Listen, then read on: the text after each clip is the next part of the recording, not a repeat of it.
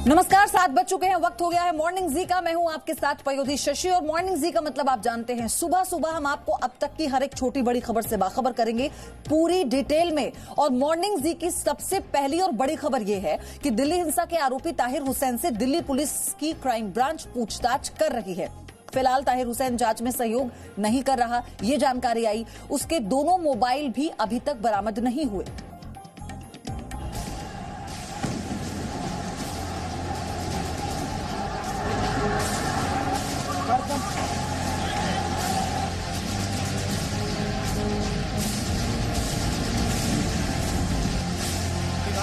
दिल्ली की एक अदालत ने आम आदमी पार्टी के निलंबित पार्षद ताहिर हुसैन को नॉर्थ ईस्ट दिल्ली में हिंसा के दौरान आईबी कर्मचारी अंकित शर्मा की हत्या के आरोप में शुक्रवार को 7 दिनों की पुलिस रिमांड में भेज दिया है। सूत्रों के मुताबिक पूछताछ के दौरान ताहिर हुसैन ने बताया कि वो भागने के बाद कहां-कहां छिप कर रहा था।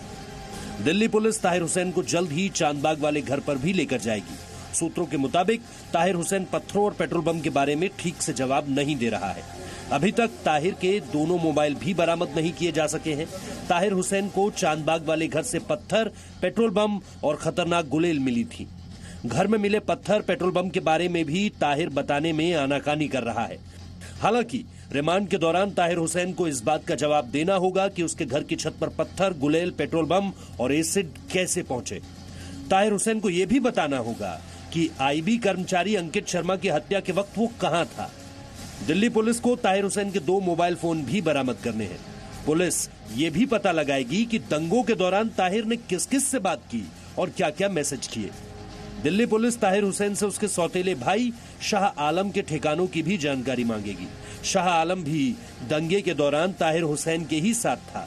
ताहिर को यह भी बताना होगा कि पुलिस से छिपने के दौरान वो कहां-कहां पर रहा और किस किस ने उसकी मदद की।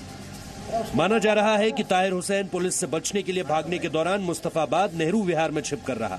पकड़े जाने से 2 दिन पहले तक ताहिर हुसैन दक्षिणी दिल्ली के ओखला में छिपता फिर रहा था। दिल्ली पुलिस को ताहिर हुसैन के सौतेले भाई शाह आलम के साथ ही कई दूसरे लोगों को भी गिरफ्तार करना है जो घटना वाले दिन उसके साथ थे। सूत्रों के मुताबिक ताहिर हुसैन ठीक से पुलिस को जांच में सहयोग नहीं दे रहा है। ब्यूरो रिपोर्ट, जी मीडिया, दिल्ली। और अब बात जम्मू कश्मीर की। श्रीनगर में आतंकियों ने ग्रेनेड अटैक किया जिसमें एक व्यक्ति की मौत हो गई। दूसरे घायल नागरिक को इलाज के लिए स्थानीय अस्पताल में भर्ती किया गया है। जम्मू कश्मीर के श्रीनगर में आतंकियों ने एक भीड़भाड़ वाले इलाके में ग्रेनेड से हमला किया।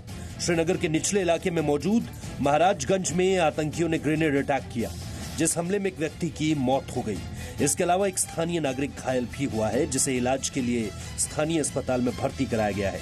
आतंकी हमले के बाद से ही श्रीनगर के सभी थाना क्षेत्रों में अलर्ट जारी किया गया है। वहीं सेना की टीमों ने सफाकदल के इलाके की सख्त घेराबंदी करते हुए पुलिस और अर्धसैनिक बलों के साथ बड़ा तलाशी अभियान किया है। इस हमले के बाद श्रीनगर के सफाकदल, रेनावाड़ी, नौहद्रा, एमआरगंज, खान्यार और कराल खुर्द के इलाकों में अतिरिक्त सुरक्षा बलों की तैनाती की गई है। ब्यूरो रिपोर्ट, जी मीडिया। तो पुलवामा हमला मामले में 2 और आरोपियों को गिरफ्तार किया गया, ये एक बड़ी जानकारी है। एनआईए की विशेष अदालत में आज दोनों को पेश किया जाएगा।